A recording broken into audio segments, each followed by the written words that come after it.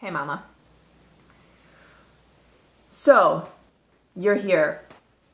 You found me. You're here for a reason.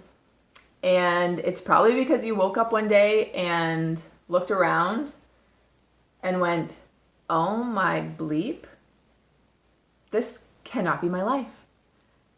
This is not what's supposed to be happening to me. This is not the life I imagined. This is not the life I was promised. This is not where I'm supposed to be. This is not my life. And hi, been there, done that, got the t-shirt. I totally know where you're at. I totally know where you were at when you had that epiphany.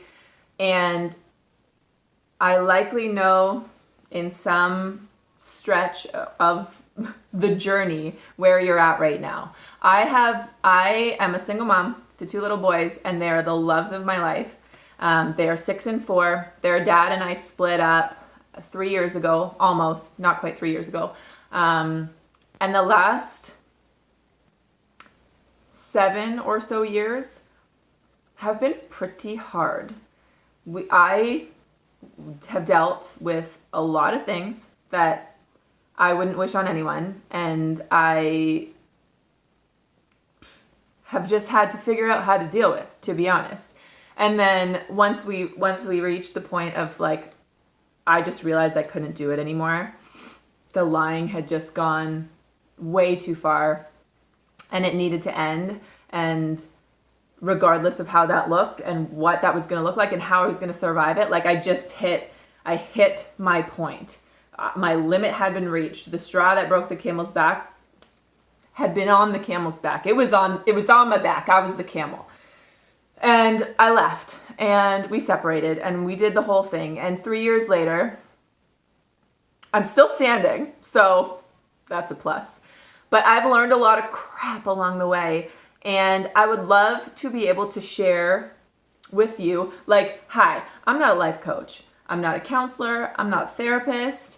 But I've been through the ringer when it comes to a lot of topics surrounding separation and divorce, but also so much more extensive than that. I'm not going to get into it here because this is a public space and I'm not here to throw anybody under the bus. Everybody's got their stuff. Woo.